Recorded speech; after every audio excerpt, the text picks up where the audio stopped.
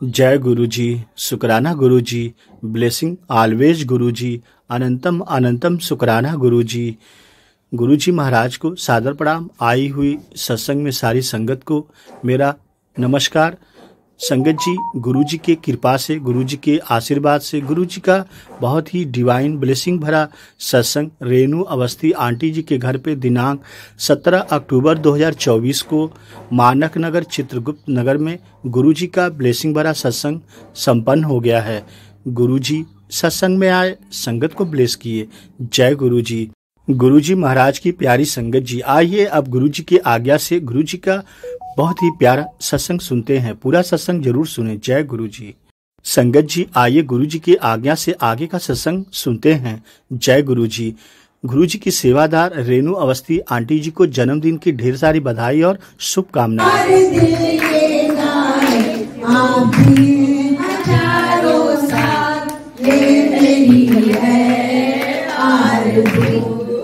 Happy birthday to you. Happy birthday to you. Happy birthday to Renu aunty.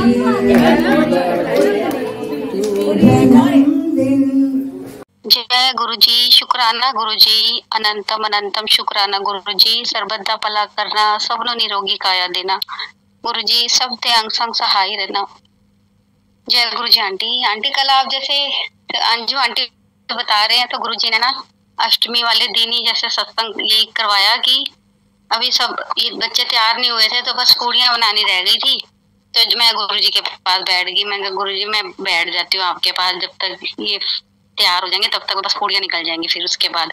तो गुरु जी ने ना बैठते सारी झंडे वाली माता का ही ध्यान करवाया, क्योंकि गुरु जी ने वहां पे, क्योंकि हम उसी साइड रहते थे, तो गुरु जी ने ना बहुत ज्यादा, मैं ये नहीं कह रही हूँ माता रानी अपने दर पे बुलाया जरूर है। पैदल भी चलिए कराए और वैसे भी बहुत चलिए करवाए हैं झंडे वाली माता के।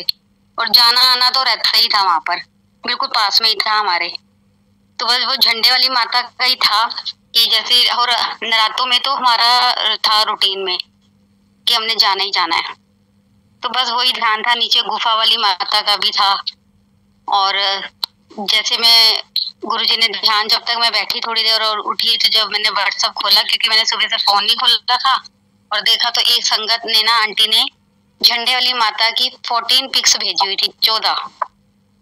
तो सारी ऊपर की माता की भी जैसे, और पूरा डेकोरेशन जैसे था, और नीचे गुफा की भी। तो गुरुजी का इतना शुक्राना किया। मैं कहा गुरुजी आपके पास बैठी थी तो आपने ध्यान भी माता रानी का ही दिलवाया, और जो पिक्स जैसे व्हाट्सएप खोला तो वही आंटी ने पिक्स भी वही भेजी हुई हैं। तो गुरुजी का बहुत अनंतम शुक्राना, बहुत बहुत शुक्राना। और आंटी जैसे पूजा आंटी का अभी डेली प्लेटफॉर्म चलता है ना, हाँ जी हाँ जी, उसमें बेम्बी आंटी की वो लगाई होती है इन्होंने जैसे। तो बेम्बी आंटी का ही जैसे, हाँ जी, उसमें जैसे बेम्बी आंटी बता रहे हैं कि हमें ना जोत जैसे जलानी चाहिए सुबह शाम दोनों टाइम, क्योंकि ये जो जोत और अगरबत्ती हम जलाते हैं, जो इसकी फ्रेग्रेंस होती है ना, ये हमारे मतलब वो ये भगवानों के लिए मतलब भोजन है। हाँ आंटी, उनको वो आकर्षित करती है। ये तो मैंने भी बहुत सुना है। हाँ जी, ये भोजन है जो शुद्ध, हाँ जो शुद्ध उसकी महक होती है वो पॉजिटिविटी और प्रभु को हमारी तरफ आकर्षित करती है। हाँ जी हाँ जी, घी की जो महक होती है वो उन भगवान के लिए भोजन का काम करती है। तो ये उनके आगे हमें जोत और अगरबत्ती, मतलब जोत तो जरूर जगानी चाहिए, ज्यादा ना हो सके। वो आंटी बता रहे थे अब थोड़ा सा लेके जैसे थोड़ा सा घी करके भी जगा सकते हो। तो गुरुजी ने ये भी सुनवाया आज। हर जैसे गुरुजी कोई ना कोई पॉइंट, जैसे कोई भी सत्संग में हमारे दिमाग में बैठ जाता है। अब जैसे उषा आंटी बता रहे थे कि उन्होंने कितनी बार वो शिव पुराण पढ़ी है, 6ठी बार पढ़ ली है। तो कहीं ना कहीं उनको अभी भी लगता है कि ये चीज मेरे लिए नहीं है। तो हर चीज का कुछ ना कुछ एक गुरुजी जो भी सत्संग सुनवाते हैं तो उसका भी हमें बहुत एक बेनिफिट ही मिलता है, मतलब एक पॉजिटिविटी मिलती है, हमें ज्ञान मिलता है एक। वो तो है आंटी। अभी देखो मेरा आज की बात बताऊं मुझे पता नहीं, आज सुबह से कुछ मन में बेचैनी थी, जैसे गुरु महाराज बता देते हैं। तो फिर थोड़ी देर बाद मेरी भाभी का फोन आया कि मेरे ब्रदर की तबीयत खराब है, उसको एडमिट करा है। तो पर महाराज की कृपा है, कुछ ऐसा अभी तक सब ठीक ही है। बस आप सब भी प्रार्थना कीजिए कि वो जल्दी घर आ जाए। तो महाराज देखो पहले से ही आपको कुछ संकेत देने लग जाते हैं। कभी महाराज खुद ही आपको लगेगा कि कुछ ठीक नहीं है या कुछ है, कभी समझ नहीं आता कि हो क्या रहा है, यू नो। पर देखो मैं महाराज से बस प्रार्थना ही कर रही थी कि महाराज पता नहीं कुछ अजीब सा लग रहा है, और एकदम से फिर मेरी भाभी का फोन आ गया। तो मैं महाराज का बहुत शुक्राना करा कि वो टाइम पे हॉस्पिटल उसको ले गए, और अभी उसको ड्रिप चल रहा है। अब देखो महाराज उसको सब ठीक करें, बस यही महाराज की कृपा है कि महाराज ने मतलब मैं वैसे ही महाराज का मंत्र जाप कर रही थी, घबराहट हो रही थी मुझे, मैं मंत्र जाप कर रही थी, और महाराज ने देखो पहले से महाराज अपना संकेत दे देते हैं कि कुछ ना कुछ, और हमें परेशानी होने से पहले ही तार देते हैं। बस महाराज का बहुत बहुत शुक्राना। नहीं, बस भाई को, आपके भाई को भी, सभी को ठीक रखें, आपके भाई को भी अच्छी हेल्थ ब्लेस करें गुरुजी, उसको ठीक कर दें बस। जय गुरुजी। बस आंटी है, बस महाराज सब ठीक ही करेंगे। बहुत प्यार करते हैं महाराज हम सबसे। हाँ जी, थैंक यू फॉर शेयरिंग। झंडे वाली माता का आंटी दिल्ली में बहुत है, पर हम लोग ने इतना नहीं देखा है, पर मैंने उनके दिल्ली में तो बहुत है उनका। हाँ जी, मेरी नानी जी जो मेरठ में है, वहाँ पे भी कई सारी माता, हर जगह प्रभु के मंदिर। तो एक गोल भट्टे वाली माता थी, तो मेरी नानी जी पूरे नवरात्रों में सुबह वही जैसे आप बोल रहे हैं ना 4 बजे उठ के नहा धो के नंगे पैर जाते होते थे। हाँ जी जी, हाँ जी आंटी, ये तो हम भी करते थे वहाँ पे। बट यही था कि गुरुजी ने, जैसे माता रानी ने बहुत हमें वहाँ पे, और रंजू आंटी के साथ भी मैं, जैसे हमारा बड़ा था, हम आना जाना झंडे वाली माता जाती थी, झंडे वाले बहुत हमने दर्शन करे हैं जा के वहाँ पे। तो जो भी होता वो भाग जाते थे वहाँ पे, जब भी टाइम मिलना बच्चों को भेज के। और जैसे कल ना अंजू आंटी बता रही थी, उनको ना ड्रीम दर्शन में शेर नजर आया, तो मैंने ना शिव पुराण जैसे ही पढ़ी, तो उसमें भी ना शेर पे माता रानी बैठी हुई है। तो मैं कहा गुरुजी आपने तो पूरा सही कर दिया, जैसे शिव पुराण खोल लिए तो उसमें भी माता रानी शेर पे सवार थी, जिसमें दक्ष माता रानी से प्रार्थना करता है ना कि आप मेरी पुत्री के रूप में आना, तो वो वाला अध्याय था। तो गुरुजी ने वो भी दिखाया और सुनवाया भी। जय गुरुजी। जय गुरुजी, शुक्राना महाराज का। जय Guruji aunty, thank you for sharing. और जैसे गुरुजी कहते हैं, सत्संग सुनने वाले का भी भला, सत्संग सुनाने वाले का भी भला। सत्संग सुनाने वाले का तो खैर वो गुरुजी करते हैं, पर सत्संग सुनने वाले का भी भला होता है, क्योंकि जो उनके कानों पे जो ध्वनि पड़ती है उसका जो है बहुत ही गहरा मतलब होता है। और इसी को हमें समझना चाहिए कि भाव से अगर सत्संग सुना जाए तो उसका असर कहीं ज्यादा होगा उसके बनिस्बत कि आप ऐसे पासिंग में सुनते रहें। तो गुरुजी से जो I got a first introduction to Guruji in 1985। Ganesh Chatterjee थे उस समय हमारे मध्यस्थ, और पर उसके बाद आर्मी लाइफ में रहते हुए वर्षों बीत गए, गुरुजी के बारे में पता लगता रहा, किंतु उनके सानिध्य का इतना मौका नहीं लगा। पर जब होता है गुरुजी पुकारते हैं तो हम जो हैं उनके पास पहुंच जाते हैं। ये कभी मत सोचे कि हम गुरुजी के पास गए हैं। ये होता ये है कि गुरुजी जो है उस समय हमारे लिए ऐसी परिस्थितियां बना देते हैं कि हम जो हैं उनके पास स्वयं ही पहुंच जाते हैं और उनकी शरण में जाके नतमस्तक हो जाते हैं। तो गुरु का जो है रूप जो है जो है, अब देखिए गुरु गीता एक ग्रंथ है स्कंद पुराण में, और माता पार्वती ने एक बार जब पूछा कि भगवान शिव से कि आप तो सबसे बड़े हैं, अब हमें पता है ना कि ब्रह्म तो निराकार रूप है, और उनका साकार रूप जो है वो शिव है, महाशिव है, सदाशिव है। तो अब वो भी ध्यान करते हैं। तो माता पार्वती ने उनसे पूछा कि आप किसका ध्यान करते हो? आप रहते हो हमेशा समाधिस्थ रहते हो, आप किसका ध्यान करते हो? तो भगवान शिव ने कहा, उत्तर दिया कि मैं जो हूं गुरु का ध्यान करता।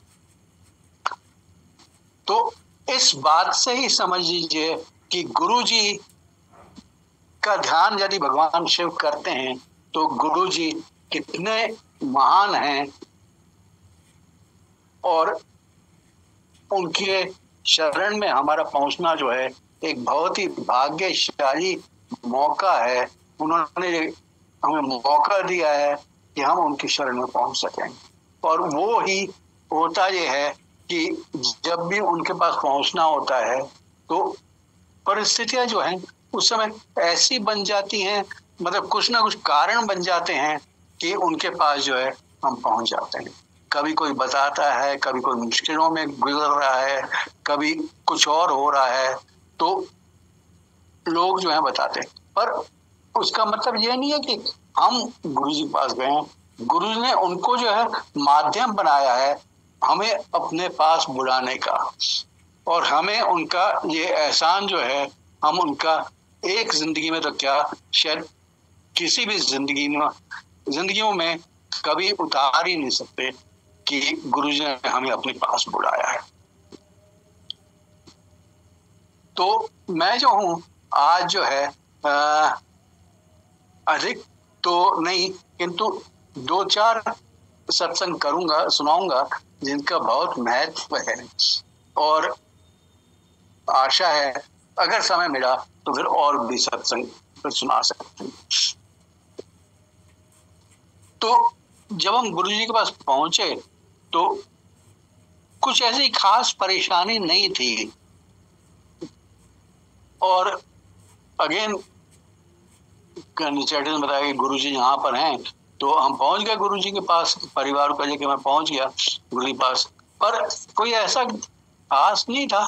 ठीक है, I was jobless those days, without a job. Army मैं छोड़ चुका था, और उसके बाद जो है मैं सिविल में नौकरी कर रहा, पर सिविल में भी मेरा काम जो है छूट गया था, एंड मैं जो हूँ कोई और काम ढूंढ रहा था।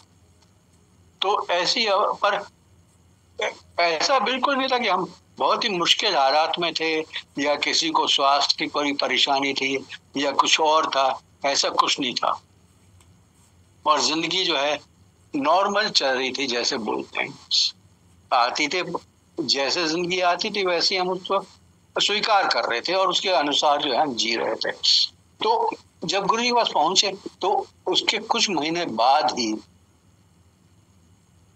मुझे जो है एक दिन काम तो मिल गया मुझे, और दिल्ली में काम था, हम गुड़गांव में रहते हैं, तो मैं जो रोज ड्राइव करके जाया करता था। एक दिन ऑफिस में बैठे बैठे जो है मेरा जो है पेन होने लगा, और मुझे अनकंफर्टेबल से फीलिंग हुई। हार्ट में पेन नहीं हुआ, पर थोड़ा सा बाह में पेन हुआ था, तो अनकंफर्टेबल सी फीलिंग थी। तो मैंने छुट्टी लेके मैं घर आ गया ड्राइव करके। अगले दिन फिर ऑफिस चला गया, वो सैटरडे था, और उस दिन फिर ऑफिस चला गया, पर फिर भी अनकंफर्टेबल रहा और वापस आ गया। मुझे तो एक्सक्यूज मी, थोड़ा खांसी का मुझे रहता है अभी भी, तो आई एम सॉरी। और तो अगले दिन जो है किसी ने बोला कि अमिताभ तुम्हारी तबीयत ठीक नहीं लग रही, तो मैंने अपनी वाइफ को, अंजू जी को बोला, मैंने कहा अगर कल ठीक नहीं हुआ तो मैं जो हूँ फिर डॉक्टर के पास जाऊंगा। तो अगले दिन मंडे था, तो मंडे को सुबह जो है मैं जो हूँ, अब इधर गुड़गांव में उन दोनों एक ही हॉस्पिटल हुआ करता था, ओमकार हॉस्पिटल, और बहुत ही मामूली सा था। मैं वहां पे गया और वहां पे दिखाया, तो उन्होंने ईसीजी वगैरह लिया, और उस ईसीजी में एबनॉर्मलिटीज आई, तो उन्होंने मुझे जो है एडमिट कर लिया। मैंने फिर उनको आंटी को रिंग करा, वो प्रिंसिपल थी एक स्कूल की, और वो भागी आई, और उसके अलावा जो है बिटिया और उसके हस्बैंड दोनों के दोनों वो भी आ गए, और उसके बाद जो है उन्होंने मुझे जो है एस्कॉर्ट्स दिल्ली में शिफ्ट कर दिया। एस्कॉर्ट दिल्ली में जब मेरा एंजियोग्राफी हुआ तो पता लगा जी, अब 3 दिन तो देखिए 3 दिन मैं ऑफिस जाता रहा और उस पेन के साथ मैं काम करता रहा। तो जब एंजियोग्राफी हुआ तो पता लगा जी मेरे राइट कोरोनरी आर्टरी में जो है 100% ब्लॉकेज था। अब 100% ब्लॉकेज का अर्थ यही होता है कि उसमें से कोई ब्लड फ्लो नहीं हो रहा था। तो डॉक्टर वो सरप्राइज, डॉक्टर कहते हैं कि ऐसे कैसे हो सकता है कि ब्लड फ्लो ही नहीं हो रहा और you are still feeling normal. ऐसी कोई बात नहीं है, गुरुजी की मेहर जो है वो बनी हुई थी, उनका आशीर्वाद, उनका हाथ सिर पे था, उनका आशीर्वाद बना हुआ था हमारे ऊपर, उनका सुरक्षा कवच था, तो मुझे कुछ नहीं। और उसके बाद एंजियोप्लास्टी हुआ, स्टेंट पड़ा, और स्टेंट भी डॉक्टर ने कहा इतना लंबा स्टेंट मैंने आज तक नहीं डाला किसी ने, और उन्होंने जो है वो डाला स्टेंट। अब उसके बाद जो है धीरे धीरे लाइफ जो है ग्रेजुअली नॉर्मल हो गई, और उसके बाद जो है हम जो है नॉर्मल लाइफ लीड करने लगे। क्योंकि स्टेंटिंग जो है वो इतना वो सीरियस इश्यू आजकल नहीं माना जाता, और नॉर्मल लाइफ जो है लोग जीने लगते हैं। जिंदगी बीतती गई और हम जो हैं उसके अनुसार जो है, और हर साल जो है हम अपने मेडिकल चेकअप के जाया करते थे, किंतु बीच में कोविड आया, और कोविड के कारण जो है 3-4 साल जो है हम जो है उसके बाद जो है हम जो है अपना रूटीन चेकअप के लिए अपने कार्डियोलॉजिस्ट के पास जाना चाह रहे थे, पर वो मिले नहीं। उसके बाद जो है सॉरी एक चीज मैं भूल गया, जब वो स्टेंटिंग हुई थी तो उसके बाद जो है गुरुजी के पास जब हम पहुंचे तो आंटी ने बताया गुरुजी को कि इनका हार्ट का प्रॉब्लम है, तो गुरुजी लोटा लेके आ जाओ। तो हम लोटा लेके पहुंच गए गुरुजी के पास, और लोटा लेके उन्होंने जो है उसको ब्लेस किया, लोटे को, उसको अपने मुंह के साथ लगाया, मेरा नाम पूछा, मेरा डेट ऑफ बर्थ पूछा, और जो कि कहते हैं कि वो स्पिरिचुअल इंट्रोडक्शन होता है, और वो जो है लोटे में कोई मंत्र बोला और उसके बाद लोटा दे दिया, और उस लोटे के से हम आधा जल जो है वो रात को जल भरकर उसमें रख देते हैं उन गुरुजी के सामने, और सुबह जो है जितना जल पिया जाए उतना पीकर वापस बाकी जो है उसे मैं स्नान के लिए बाल्टी में मिलाकर जो है उसे स्नान कर लेते हैं। तो अब उस लोटे पर भी बाद में रियलाइज हुआ कि उस लोटे पर भी गुरुजी ने अपना थंब का निशान छोड़ा हुआ। यानी अब इमेजिन करिए, सब लोग कहते हैं गुरुजी के हाथ इतने मुलायम थे और मखमल की तरह थे, पर एक कॉपर के लोटे को दबाकर उस पे अपना निशान छोड़ना, ये जो है गुरुजी में कितनी शक्ति, असीमित शक्ति। तो और लोटे को सिर्फ राख और नींबू से साफ करते हैं, या तो राख से या फिर नींबू से। और उसके बाद जो है अब ये अभी अब कोविड के बाद आते हैं, तो कोविड के बाद जब कोविड की समाप्ति थोड़ा लाइट हुआ, लास्ट ईयर जो है हमने डिसाइड किया कि चलो अभी तो कोविड नहीं है, and let us go and show to the doctor. तो हर साल जैसे रूटीन चेकअप के लिए जाते थे, तो हमने डॉक्टर को ढूंढा, पर पता लगा जी वो डॉक्टर जहाँ पे बैठते थे वो हॉस्पिटल उन्होंने छोड़ दिया और किसी कहीं और बैठ, और वो कहाँ बैठते हैं कुछ नहीं पता चला। तो हम जब दूसरे हॉस्पिटल में गए और वहाँ पे जो डॉक्टर को दिखाया, अब वो डॉक्टर नए थे, तो उन्होंने जो है नए इन द सेंस की वी आर न्यू पेशेंट्स, तो उन्होंने जो है कुछ इलेक्ट्रोग्राम जो है EEG वो भी मेरा करा, लिख दिया, और उसके बाद साथ ही जो है वो मशीन जो है उसको वो भी करना था मुझे, जिसमें वॉकिंग करते हैं, नाम मुझे याद नहीं आ, आई एम सॉरी नाम याद नहीं आ रहा मुझे इस समय। तो अब जैसे ही EEG हुआ मेरा, तो जो डॉक्टर ले रही थी उन्होंने फटाफट वो गाड़ी के पास गई और वहाँ पे कुछ बातचीत वगैरह हुई, और उसका उन्होंने कहा नहीं इसका वो मशीन वो वॉकिंग वाला जो है खत्म करो, वो नहीं होगा, और सिर्फ जो है और इसके अलावा जो है उन्होंने कुछ और वो लिख दिया, और उसमें कुछ एबनॉर्मेलिटीज आई मेरे जो है इलेक्ट्रोग्राम। तो उसके बाद जो है हमने फिर एक सेकेंड ओपिनियन के लिए अपने डॉक्टर के पास पहुंचे। हाँ, ट्रेडमिल टेस्ट, थैंक यू आपने बताया। तो टीएमटी नहीं हुआ फिर मेरा। फिर उसके बाद जो है डॉक्टर ने जो है सीटी एओर्टा और कुछ और टेस्ट वगैरह लिख दिए जो जरूरी थे। तो हमने फिर अपने कार्डियोलॉजिस्ट को फिर ढूंढ ढांड के कहीं से निकाला और उनके पास पहुंचे। उन्होंने कहा हाँ ये जरूरी है। अब देखिए होता ये है कि अगर हम सीधा अपने कार्डियोलॉजिस्ट के पास पहुंच जाते तो उनसे तो 15-20 साल की 20 साल से ऊपर की जान पहचान थी, तो वो शायद ईजी वगैरह टेस्ट नहीं कराते, वो नॉर्मल अपना देख दाख के जो है लिख देते और उसके बाद जो है हमारा हो जाता जो भी था। पर तो वो गुरुजी की मेहर थी कि वो नहीं मिले उस समय और हमें दूसरे डॉक्टर के पास उन्हें पहुंचाया जहाँ पे उन्होंने ईजी लिखा। और उसके बाद ये एबनॉर्मेलिटी जो है मेरा हार्ट से ऊपर जो है एओर्टा मैं बायोलॉजी का स्टूडेंट नहीं हूँ तो मेरे लिए एक नया शब्द था। अब एओर्टा जिनको पता नहीं है, हार्ट के बाहर एक ऑर्गन होता है जहाँ पे वो रेड ब्लड आता है और एओर्टा के थ्रू होते हुए वो पूरे शरीर में डिस्ट्रीब्यूट होता है ब्लड जो है। एक असेंडिंग एओर्टा होता है, एक डिसेंडिंग एओर्टा होता है। सॉरी।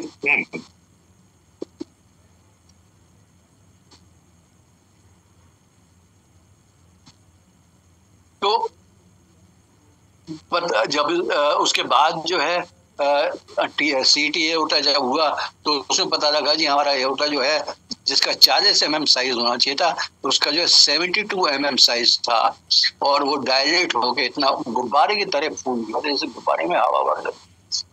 तो कार्डियोलॉजिस्ट जो थे उन्होंने कहा कि देखो ऐसा है कि ये फटेगा तो नहीं, पर अगर स्ट्रेच ज्यादा हुआ तो ये इसमें लीकेज वगैरह हो सकती है और कहने के लीकेज की संभावना बहुत ज्यादा है और कहने मेरे ख्याल से जो है वो शुरू हो गया लीकेज जो है, पर बच्चों को भी इन्फॉर्म कर दो and you need to go to a cardio surgeon.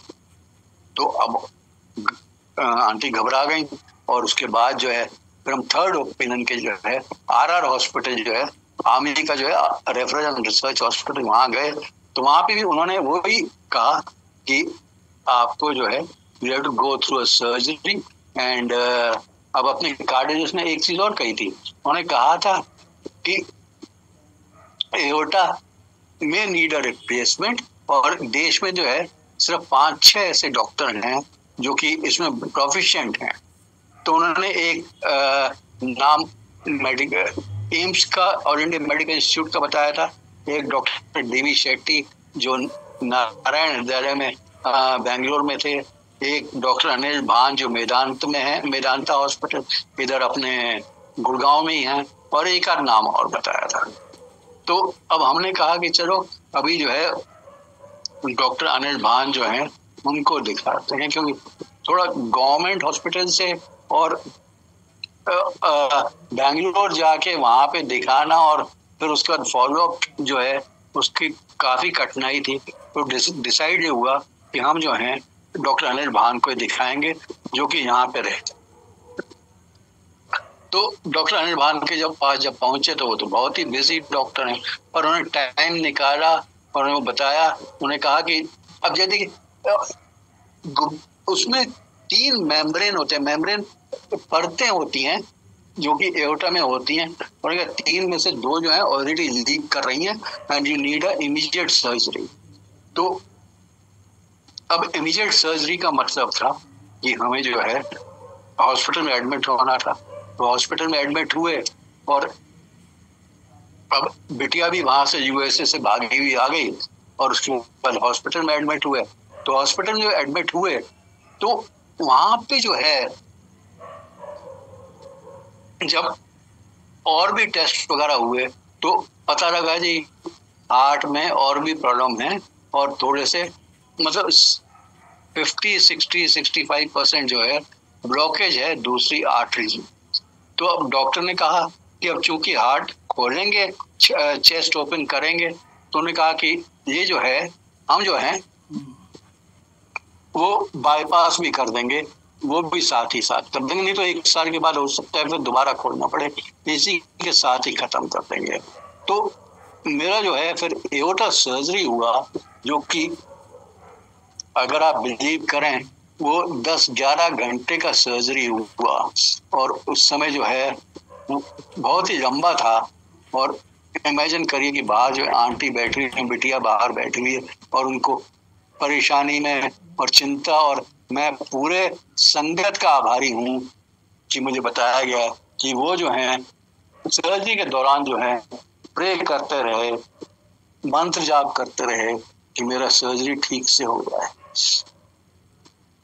अब सर्जरी के दौरान भी, उस समय भी बीच में थोड़ा प्रॉब्लम आया। प्रॉब्लम इन द सेंस कि जो ब्लड जो ब्रेन को जाता है उसको जो है थोड़ा बंद करने की जरूरत थी। तो डॉक्टर ने पूछा और उन्होंने सब कुछ साइन तो करा हुआ था, तो उन्होंने करा फिर बंद उसे, और मेरे ब्रेन का जो सप्लाई, ब्लड सप्लाई जो है वो आधा-पौना घंटा बंद रहा। अब देखिए, अगर ब्रेन में अगर ब्लड ना जाए तो person is considered to be brain dead. तो हम तो आधा-पौना घंटा जो है वैसे ही पड़े रहे, मस्ट भी, और बाहर की मशीनें जो हैं वो सब संभालती रहीं।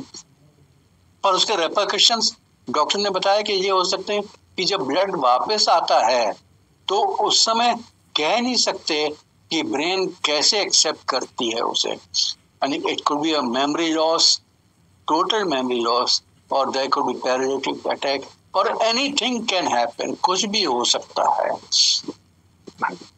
और हाँ, एक चीज और कि उस समय उनको 6 यूनिट ब्लड चाहिए था, तो वो तो आर्मी से मिल गया, और 2 प्लेटलेट के बोतल चाहिए थी, तो वो जो है वो संगत ने दिया मुझे, और उनका बहुत आभारी हूँ कि उन्होंने जो है प्लेटलेट दिया।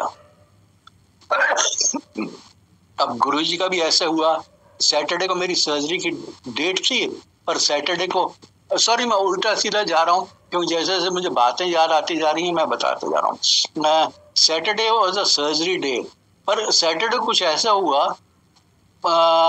6 मई को कि वो सर्जरी जो है मेरी हो नहीं पाई, और डॉक्टर ने कहा कि हम पोस्टपोन करेंगे and will do it on 8th of May, that was Monday, Shiv का दिन, सोमवार का दिन, और उस दिन जो है उन्होंने कहा, और मेरी सर्जरी उस दिन हुई।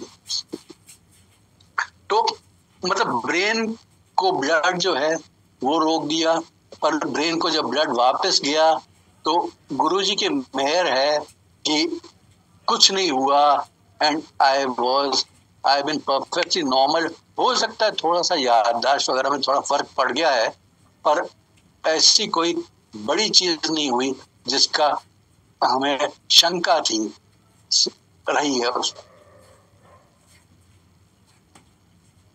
और उसके बाद वेंटिलेटर पे रहा कितना टाइम मुझे पता नहीं है, आईसीयू में रहा शायद 1-1.5 दिन और आईसीयू में रहा। फिर उसके बाद जो मुझे उसके बाद शिफ्ट कर दिया नॉर्मल उसमें, और फिर उसके बाद जो है हफ्ता भर में जो है वापस घर पे भेज दिया। पर सर्जरी का एक साइड इफेक्ट होता है इस सर्जरी का, जिसके लंग्स में जो है फ्लूइड भर जाता है, एक्सक्यूज मी, प्लूरसी कहते हैं।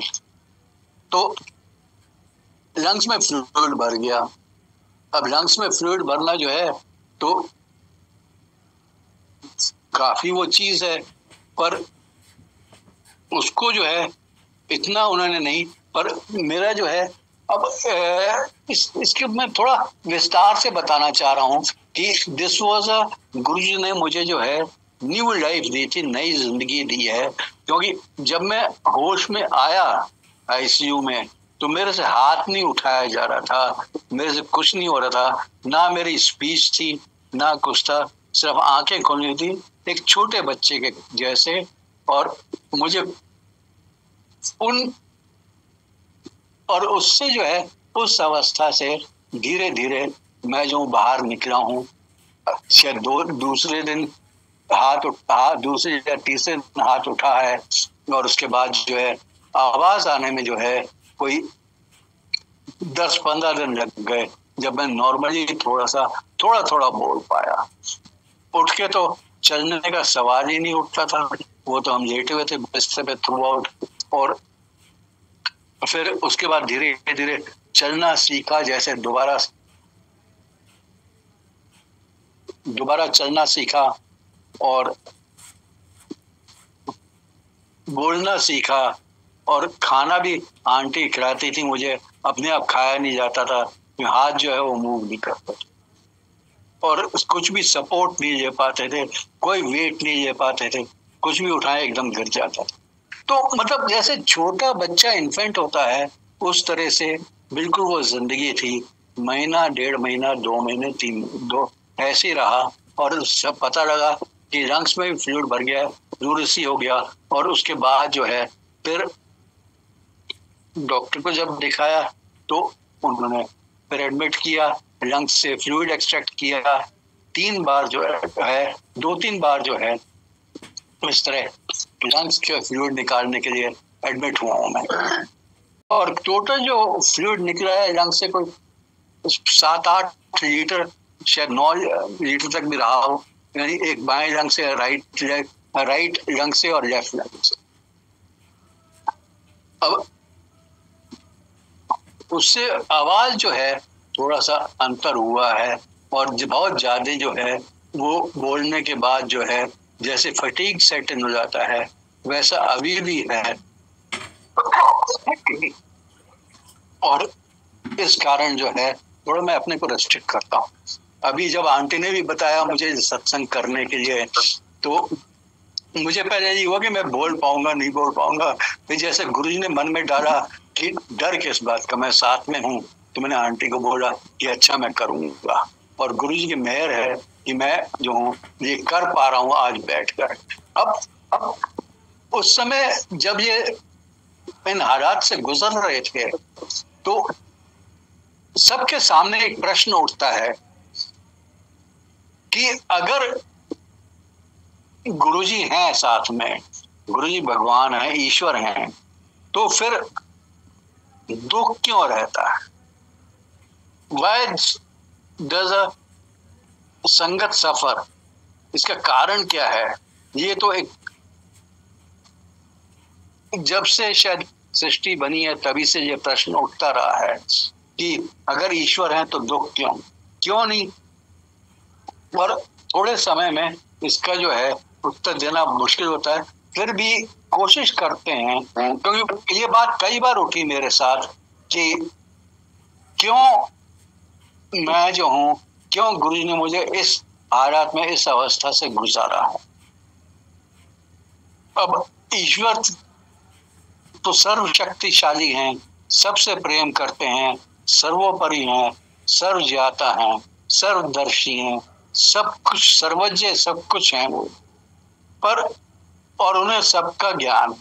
अब हम तो जब आदमी बोलता है सामने वाला तब हम उसको सुन पाते हैं, पर गुरुजी तो शायद मन में बात उठी भी नहीं है, उनको पता लग जाता है कि क्या होने वाला है, क्या ये बोलने, क्या इसके मन में विचार उठने वाले हैं और क्या बोलेगा और क्या करेगा।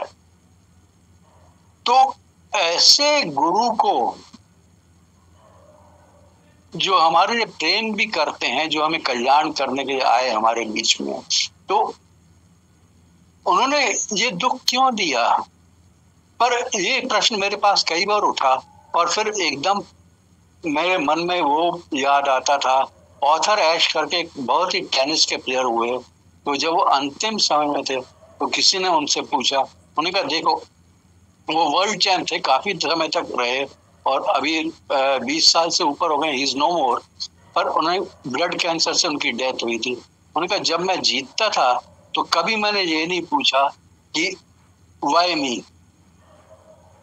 इसी तरह हमारे साथ होता है, जब हम सुख से गुजरते हैं तो हम कभी ये नहीं पूछते कि व्हाई मी, और दुख आता है तो एकदम ये सवाल उठता है, मनुष्य मन है, स्वभाव है अपने आप ये उठने का स्वाभाविक है।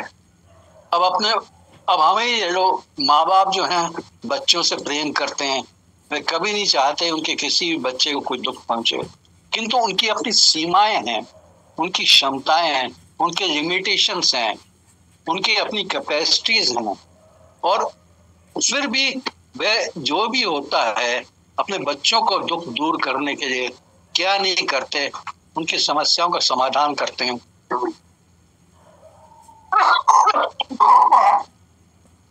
सॉरी, पर वह अपनी लिमिटेशन में बंधे रहते हैं, उसी के बीच में बंध के ये काम करते हैं। पर गुरुजी की तो कोई लिमिटेशन नहीं है, तो फिर वाई नहीं हो, फिर उठता बात। और अगर हम ये देखें कि अगर माँ बाप की कोई लिमिटेशन नहीं होती, कोई सीमा नहीं होती, तो फिर बच्चों का हल निकालने में कोई कसर छोड़ते नहीं ना। फिर हमारे गुरुजी जो ईश्वर है, हमारे माता पिता बंधु सखा भ्राता, अब वो है श्लोक है ना, ओम त्वमेव माता च पिता त्वमेव बंधु च सखा त्वमेव विद्या द्रविणम त्वमेव सर्वम मम देव देव, सब कुछ तो वो है। फिर वो हमारा समाधान क्यों नहीं करते? ये बहुत बड़ी समस्या है, बहुत बड़ा प्रश्न है। अब जहां तक मेरा जो समझ है उससे मैं कोशिश करूंगा। अब हर बार जो है जब भी ये प्रश्न पूछा जाता है तो एक सबसे आसान सा बोलते हैं, कर्मों का खेल है जी, कर्मों का जो चक्र है कर्मों का, जैसा करोगे वैसा भरोगे। और ये है, अब गरुड़ पुराण में एक जगह दिया हुआ है कि हमारी मृत्यु के बाद जब आत्मा जो है पहुंचती है, जहां भी जिस लोक में पहुंचती है, वहां पे उसके सामने जो है वो पूरा घूम जाता है कि उसने क्या क्या किया है, और उसके कर्मों का खेल क्या है, उसके संचित कर्म क्या है, और कैसे उसने ये जीवन बिताया। तो उसको दुख भी होता है आत्मा को कि मैं क्यों, ये कैसे मेरे संभव है। पर वो उसी समय जो है अपने अगले जीवन का जो है वो निकाल लेते हैं, और यही आत्मा जो है स्वयं निश्चय करती है कि आगे के कर्म जो हैं, अगले जीवन में कौन कौन से कर्म जो हैं उनके प्रारब्ध कर्म बनेंगे, और उसके मुताबिक ही लेकर वो फिर पुनर्जन्म लेते हैं, और उसके बाद जो है वो अपने कर्म को समाप्त करने का प्रयास करते हैं। क्योंकि जब तक ये कर्मों का खेल जो है चलता रहेगा, जब तक ये कर्म चक्र चलता रहेगा, तब तक स्थायी मोक्ष जिसे बोलते हैं, कैवल्य मोक्ष,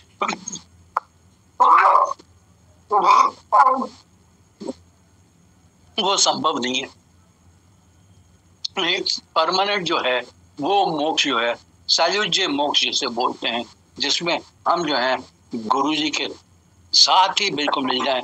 अब जैसे कहते हैं कि जब तक मेरी सांसें हैं तब तक गुरुजी मेरे अंदर हैं, और जब मेरी सांसें खत्म हो जाएंगी तब मैं गुरुजी के साथ पहुंचूंगा, तब मैं गुरुजी के अंदर पहुंचूंगा।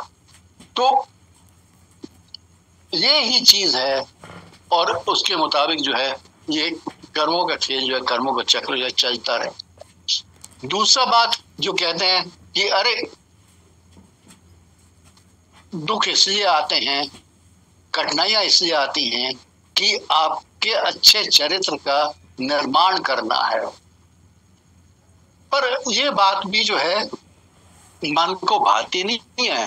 कारण क्या है कि अब रिमोट दुनिया में जो है किसी पुअर कंट्री में, सोमालिया में या कहीं और जो है, यानी अफ्रीका की इतनी अंडर नरिश्ड कंट्रीज हैं, अंडर नरिश्ड पीपल हैं। अपने देश में भी ऐसे कॉर्नर्स हैं जहाँ पे अंडर नरिश्ड बच्चे रहते हैं। उनके क्या चरित्र का निर्माण हो रहा है? शक्तिशाली बनाता है जी।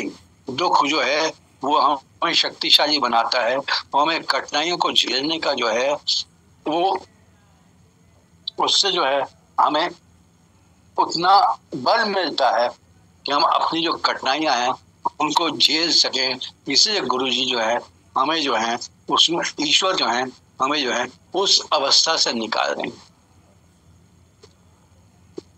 अब एग्जाम्पल भी उसका अगर दें तो आपको पता होगा कि ये बटरफ्लाई जो है इसकी 3-4 अवस्थाएं होती हैं, पेपुआ और ककून। ककून की अवस्था में जो है वो कहीं पे छत पे जो है नॉर्मली एक जगह पे हम थे, वहां पे सैकड़ों छत पे ककून हुआ करते थे और वो ककून में से बटरफ्लाई निकलती थी और वो एकदम उड़ती थी। तो इसी तरह जो है एक बार एक ककून में से मैंने जो है बटरफ्लाई को निकाला, छोटी थी बटरफ्लाई पर ककून से जब निकाला तो उड़ नहीं सके। तो कहते हैं कि उस अवस्था में उस ककून में बंद रहकर वो इतनी शक्ति प्राप्त करती है, इतना बल प्राप्त करती है कि बाहर निकल के जब आती है, ककून को जब फोड़ के स्वयं ही फोड़ कर जब बाहर आती है तो वो उड़ जाती है। और इसी प्रकार से हम जब कठिनाइयों से बाहर निकलते, कठिनाई के बीच में से जाते हैं, गुजरते हैं, तो हमें भी बल मिलता है, हमें भी शक्तिशाली बनाता है। अब कई दर्शन है, बौद्ध दर्शन है, जैन दर्शन है, सिख दर्शन है, सब में एक बात तो कही गई है। और अन्य हिंदू दर्शन भी, सांख्य हो गया, न्याय हो गया, वैशेषिक हो गया, सब में एक बात है कि जो भी है इस सृष्टि में वे सब अस्थाई है, टेम्परेरी है, ट्रांजिटरी है, और जो भी आएगा उसका उपयोग होगा और अंत में जो है वो नष्ट हो जाएगा। और किंतु एक चीज इसमें और है जो कि आप देखें, हम जब देखते हैं कि आयु के बढ़ने के साथ साथ हमारे जो है परिवर्तन होता रहता है। स्वाद, गंध, पसंद, नापसंद उम्र बढ़ने के साथ साथ जो है वो बदलते रहते हैं। इसी तरह सुख और दुख भी जो है उनको सहने की क्षमता भी जो है वो बढ़ती रहती है और उसकी क्षमता भी बदलती रहती है। कोई बात जो पहले दुख पहुंचाती थी अब शायद असर नहीं करती। एक 100 वर्ष के वृद्ध थे तो बहुत प्रसन्न रहते थे। पूछा उनसे कि आपका इतना खुश रहने का क्या कारण है, तो कहने लगे जितने भी मेरे दोस्त थे, मेरे रिश्तेदार थे, मेरे जितने भी क्रिटिक्स थे, वो सब जो है काल के ग्रास बन गए हैं और अब जो है उनमें से कोई भी जीवित नहीं है। एक मैं जीवित हूँ, सबसे खुश हूँ, सबसे प्रसन्न हूँ। अब मुझे कोई दुख जो है आता ही नहीं। पर ये तो लाइटर मोड में था। पर कहने का बात ये है कि हमारा जो चैतन्य है, जो माया को जो समझता है, और जब वो अवस्था जो है माया से अलग हो जाती है, प्रकृति से अलग हो जाती है, तो उसे कैवल्य कहते हैं। उस अवस्था को केवल जिसे बोलते हैं, तो उसका संस्कृत में जो कैवल्य बोलते हैं। और वो जो है आत्मा जो है वो लिबरेट हो जाती है और उसके बाद जो है वो सायुज्य अवस्था में पहुंचती है, जहाँ पे वो जो है ईश्वर के साथ जो है एक हो जाते। तो अब रहते रहते जी उस अवस्था से, पोस्ट सर्जरी अवस्था से गुजरते हुए जो है कई बार मुझे हुआ कि मेरे साथ गुरुजी क्यों किया ऐसे। पर ये कारण जो है मेरे मन में आए हैं और उनको जो है मैं जो सोचा मैंने आपके साथ शेयर करूं कि हमें जो है दुख भी टेम्पररी है, सुख भी टेम्पररी है। सम सुख, सम दुख, सम नैराश्य, मतलब समान रहना है इन सब के साथ, क्योंकि उनको हम रोक नहीं सकते, उनके साथ हमें जीना पड़ेगा। और गुरुजी जो हैं हमारी वो शक्ति हैं हमारा वो बल है जो कि अगर इस तरह की अवस्था में पहुंचाते हैं तो उससे निकालते भी हैं। वो कभी ऐसा नहीं होगा कि वो हमें उसी अवस्था में परमानेंटली रहने। किंतु अब देखिए एक चीज और है कि एक संगत थी जिसको बहुत बीमार थे, तबीयत ठीक नहीं थी, उसको जो है गुरुजी से उनके जो साथ में थे फैमिली मेंबर्स ने रिक्वेस्ट किया, गुरुजी इसको कर दीजिए, ठीक कर दो इसको। तो पता लगा जी 1-2 रोज में जो है वो गुजर गए। तो वो गुजरना भी जो है दैट इज लाइफ जो है उसकी खत्म हो गई, पर लाइफ भी उसकी शरीर जो है वो टेम्पररी था। वो तो सिर्फ आपके जन्म से लेके मृत्यु के दिन तक रहता है, पर उसके अलावा जो है हमारी जो चेतना है, हमारी जो आत्मा जो है वो अमर है और वो जो है सदा सदा गुरुजी के साथ रहती है और गुरुजी का अंश है। और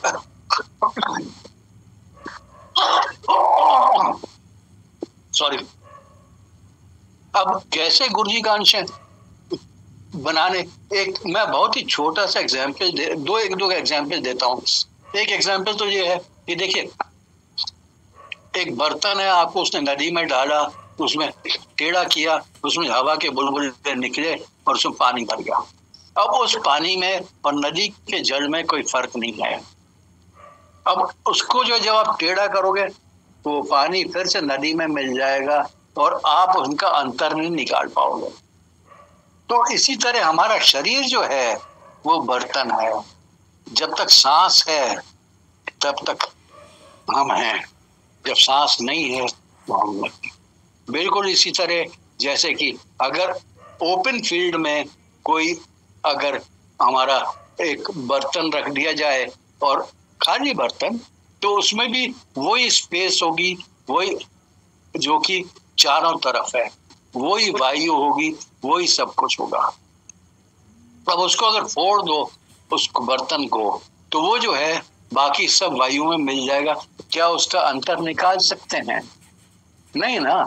तो इसी तरह हमारा जीवन है, हमारी लाइफ है, हमारी चेतना है, हमारा कॉन्शियसनेस है। जो कॉन्शियसनेस जो वायु उस बर्तन में थी वो बाकी वायु के साथ मिल गई। इसी तरह जब लाइफ खत्म होती है तो हमारी जो चेतना है, हमारी कॉन्शियसनेस जो है वो उस कॉन्शियसनेस, महा कॉन्शियसनेस, मैथ जिसे कहते हैं, उस कॉन्शियसनेस से, यूनिवर्सल कॉन्शियसनेस से मिल जाती है, तो वो उसी का हिस्सा है। आज भी जो है गुरुजी जो है अपना आशीर्वाद बनाए हुए हैं, कल्याण करते रहते हैं वो, और जैसे वो चाहेंगे वैसे ही ये जिंदगी रहेगी साथ। तो कुछ पॉइंट थे, एक आध और जो पॉइंट है जो मेरे मन में आया है कि एक तो शायद मन्नत मांगना जो है, किसने अदर डे उठा किसने बोला मन्नत मांगी है मैंने, तो मन्नत मांगना जो है is equivalent to testing God, testing Guruji. Would do you have the capacity to test him? अगर आपने ये कर दिया तो मैं ये करूंगी, या अगर आपने ये कर दिया तो मैं ये करूंगा। तो आप क्या कर रहे हैं? आप उनको टेस्ट कर रहे हैं, आप उनको बोलें कि आप करो ये। मांगना और मानना, मन्नत मांगी जाती है, मन्नत मानी मना, उसे जो है उसे बिल्कुल अपने जीवन से निकाल दीजिए और सिर्फ गुरुजी को मानना शुरू कर दीजिए। तो वो सबसे जरूरी है। तो again I come to that कि कॉन्शियसनेस तो एक ही है, यूनिवर्सल कॉन्शियसनेस। तो उसमें जो है आप क्यों, जिस यूनिवर्सल कॉन्शियसनेस से आप कॉन्शियस हुए हैं, आपकी कॉन्शियसनेस आई है, तो उसको तो सब पता है कि आपने क्या है, आपकी क्या चाहत है, आपका क्या प्रारब्ध है और आप कैसे ये जिंदगी जी रहे हैं। वो स्वयं ही सब कुछ दे देंगे, और वो जो है वो उससे कहीं ज्यादा अच्छा होगा जो कि हम जो है मांग कर लेते हैं। जो सरप्राइज फैक्टर जो है वो खत्म हो जाता है। जैसे कर्नल जोशी ने एक बार कहा था, मुझे याद है, कि आपने मांगा और दरवाजा बंद, उसके बाद पर आपने माना और दरवाजे खुलते जाते हैं, एक के बाद एक खुलता जाता है। अब एक और बात है जो कि आजकल जो है नवरात्रे शुरू होने वाले हैं, तो मेरे मन में एक बात आई थी other day, also it came up, और जो कि अभी भी मेरे मन में है, जो कि मैं सोचा कि आपके साथ शेयर कर लूं। वो ये है कि अगर इस बीच में सत्संग करते हैं, लंगर हमारा क्या है? लंगर हमारा प्रसाद है, गुरु का प्रसाद है, जिसका आपने भोग लगा। चाय क्या है? चाय भी प्रसाद है। लंगर खाना नहीं है, पदार्थ नहीं है, it is not an item of food. वो दाल और सब्जी और वो नहीं है, वो प्रसाद है, और उसे हम प्रसाद की तरह ग्रहण करना है। चाय भी हमें प्रसाद की तरह ग्रहण करनी है। बड़ा मंदिर में भी जो हम जाते हैं, जो मीठा मिलता है, नमकीन मिलता है, जो भी, वो प्रसाद है। अब नवरात्रों में कई लोग जो है व्रत रखते हैं। अब निश्चित रूप से व्रत रखिए, उसमें कोई मनाही नहीं है, किंतु यदि आप सत्संग कर रहे हैं और सत्संग अटेंड कर रहे हैं, तो वहां पे सिर्फ एक ही भोजन बनना चाहिए, और उसे कहते हैं लंगर। वो प्रसाद केवल बनना चाहिए। व्रत के खाना की आज जो व्रत का थाली मांगेगा उसको हम व्रत की थाली दे देंगे, जो लंगर मांगेगा उसे हम लंगर दे देंगे। लंगर फूड नहीं है, लंगर प्रसाद है। व्रत की थाली फूड है, वो जो है प्रसाद नहीं है। वो हमारी जो है रिचुअल है, हमारी धारणा है। हमारे जो ज्ञानी जो हुए हैं उन्होंने कहा कि ये नवरात्रों के दिन में जो है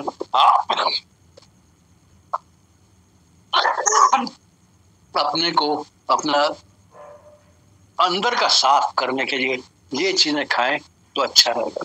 पर अगर चॉइस है तो व्रत का, और कभी ये मत बोलिए कि मैं तो मेरा व्रत का खाना जो है मैं वही खाऊंगी या वही खाऊंगा और मैं लंगर नहीं खाऊंगा, क्योंकि इसमें तो पता नहीं प्याज भी होगा, जो भी होगा, मतलब व्हाटएवर इट इज, और ये जो है हम नहीं खा सकते आजकल।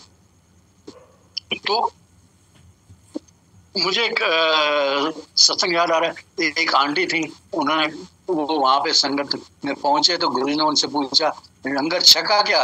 अब लंगर भी चखा नहीं जाता, लंगर छका जाता है। चखना और चखने में फर्क है। तो लंगर जब छका जाता है तो गुरु ने कहा लंगर छका क्या? तो उसने कहा नहीं गुरु जी। तो उसने क्यों? तो उसने कहा गुरु जी मेरा व्रत है और नवरात्रि चल है तो व्रत का खाना मैं उसके साथ ही व्रत तोड़ूंगी। तो गुरु ने कहा जाके किचन में देखो।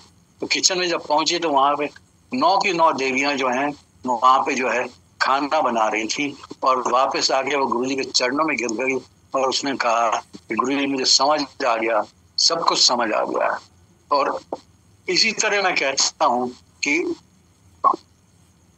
अन्य दिनों में आप व्रत करने पर अगर सत्संग होता है, सत्संग में एक ही खाना बनना चाहिए और वो लंगर का खाना होता है, कोई विशेष खाना नहीं बनना चाहिए किसी को।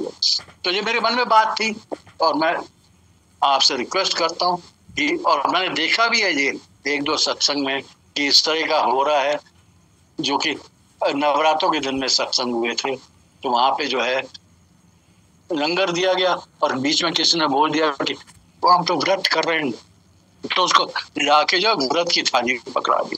मतलब आपने जो सत्संग कर रहे हैं उनको भी समझ नहीं आया कि गुरुजी क्या है और उनका लंगर क्या है। उनका लंगर प्रसाद है और हमें उसको उसी माफिक जो है उसे ट्रीट करना चाहिए। चाय भी प्रसाद। तो इसके साथ ही मैं जो हूँ आज का अपना इसको विराम देता हूँ। सत्संग तो बहुत हैं और आज मैंने सोचा कि ये जो है सत्संग जो है अपना जो है आप बीती जो पिछले 1 साल की वो जो है आपके थ्रू आपके साथ बांटूं, जिससे कि कुछ इंटरेस्टिंग होगा। मतलब जो भी आपको ठीक लगे आप उसमें से अपने लेसन ड्रॉ कर सकते हैं।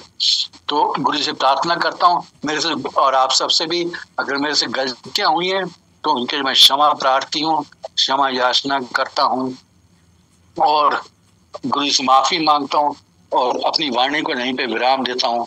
ओम नमः शिवाय, शिव जी सदा सहाय। ओम नमः शिवाय, गुरु जी सदा सहाय।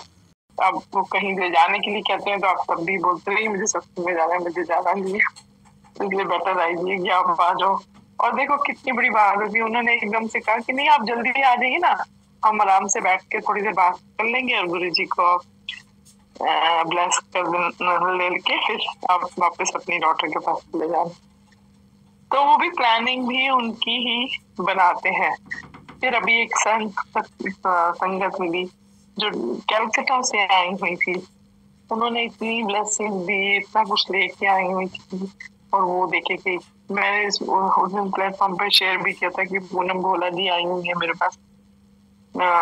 तो वो इतनी प्यारी गुरु जी की ब्लेसिंग लेके आई और उनके साथ इतना टाइम स्पेंड करने को मिला।